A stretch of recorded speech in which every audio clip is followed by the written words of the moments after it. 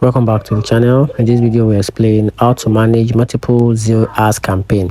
So managing multiple ad campaign in Zeal is designed to be straightforward even if you are running several promotions at once.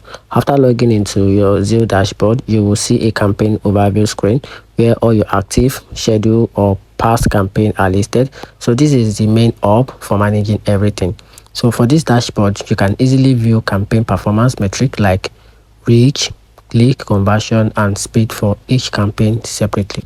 You can click on any campaign to see more detailed analytics, pause it, duplicate it, or even make edits to the content budgeting or audience settings. So if you are running a multiple campaign targeting different products, offers or audience, they'll keep them organized and give you a side-by-side view to track how each is performing. You don't need to navigate through complicated menus like in Facebook Ads Manager.